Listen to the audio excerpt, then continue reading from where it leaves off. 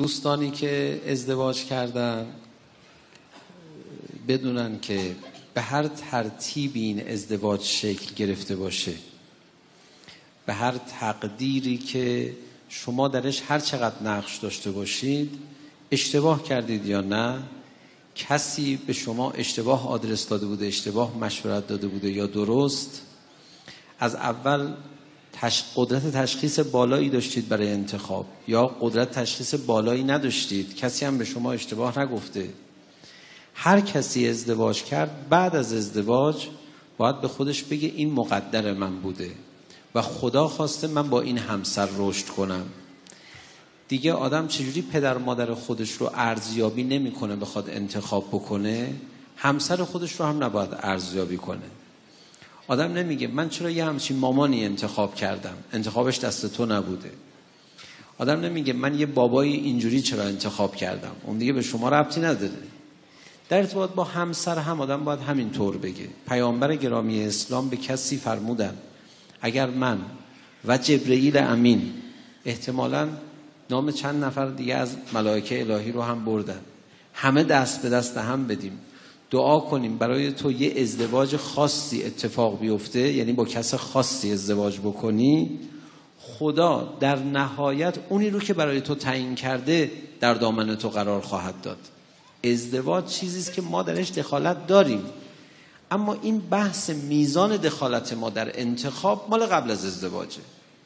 بعد از ازدواج ما دیگه در مورد این که آیا اشتباه کردیم یا نه، آیا این فرد برای ما مناسب هست یا نه فکر نمی کنیم و میریم تو این فضا که خدا این فرد رو، این مرد رو با این کاستی ها، با این نقاط قوت، این زن رو با این کاستی ها، با این نقاط قوت برای من معین کرده که من باهاش رشد کنم. حتی اگه خانومتون اخلاقش بده، آقاتون اخلاقش بده، بگید خب من بناس ایشون رو روش تأثیر بگذارم، من بناس با ایشون رشد بکنم، من با بدیهای اخلاقی او رشد کنم. این یکی از عوامل بسیار مهمه برای حفظ دوام خانواده.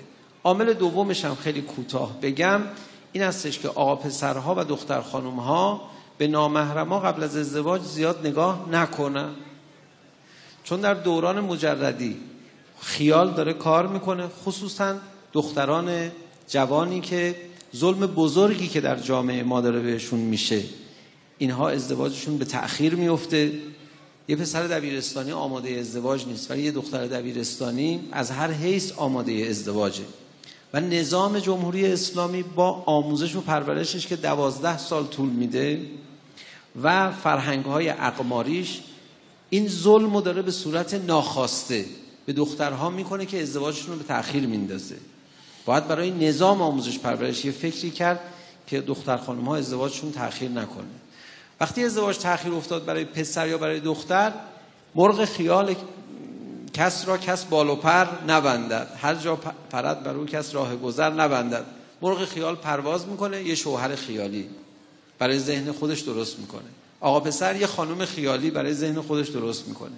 هر کدوم از اینها با بهترین افراد هم ازدواج بکنن دعواشون میشه، میگن این اونی نیست که من میخوام، بعد دعواهاشون 2 برابر میشه. اگر ما نگاه حرام نداشته باشیم، خیال پردازی در ارتباط با همسر آیندهمون نکنیم و چشم خودمون رو از حرام ببندیم، بعدن که ازدواج بکنیم اون ازدواجمون رو شیرینی هاشو بیشتر درک خواهیم کرد، تلخی هاش هم برامون ساده خواهد شد. این 2 تا اصل مهم موجب میشه که ازدواج ها دوام داشته باشه و تلخی هایی هم اگر تو رابطه زن و مرد پیش بیاد، این تلخی ها چیزی نیست جز تلخی های رشد دهنده و تلخی هایی که تقرب انسان رو به خدا بیشتر میکنه.